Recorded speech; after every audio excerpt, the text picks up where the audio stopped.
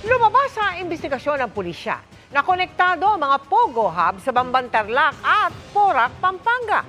Pinangangambahan namang magamit sa eleksyon ang kita sa pang-i-scam ng mga illegal na Pogo. Nakatutok si June Veneracion. Scamming activities ang kabilang sa mga sinisilip na aktibidad ng mga illegal na Pogo sa Pilipinas. Batay sa datos ng Presidential Anti-Organized Crime Commission o PAOK, sa isang buwan, mahina ang 2 bilyong pisong kita ng isang illegal na Pogo mula sa scamming activities.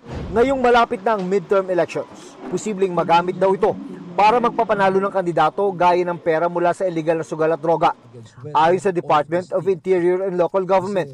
Whether we like it or not, sa totoo lang, kuminsan itong mga perang illegal na ito ay ginagamit to prop up candidates.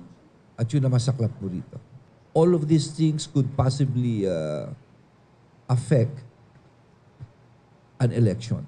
Sabi ng Presidential Anti-Organized Crime Commission, malaking problema para sa gobyerno kapag may nakalusot na kandidato na pinondohan ng pera mula sa illegal na Pogo.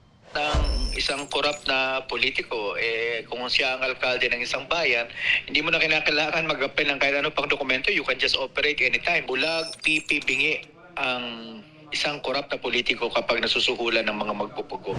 Kasunod naman ng mga nadiskubring illegal na Pogo sa Central Luzon, nagbabala si PNP Chief Romel Francisco Marbil na mananagot ang mga pulis kapag sila ay nasangkot sa illegal na Pogo. I don't want to say na protector po kasi wala naman po talagang protector.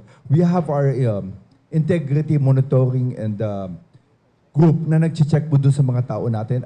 Lumabas naman sa investigasyon ng Criminal Investigation and Detection Group na konektado ang Pogo Hub sa Bamban at Porac. Pero hindi muna nito inilatag ang koneksyon ng dalawa habang nagpapatuloy ang investigasyon. Sa Pogo Hub sa Porac, lumutang ang mga hinala na may mga foreign spies sa Pilipinas matapos ma-recover ang mga Chinese military uniform. Pero sabi ng CIDG, parang ang nakikita namin dito ay mga souvenir na ginagamit ng mga Chinese nationals dun sa Porac.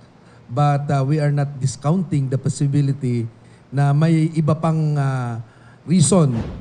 Para sa GMA Integrated News, June Veneracion, nakatutok 24 oras.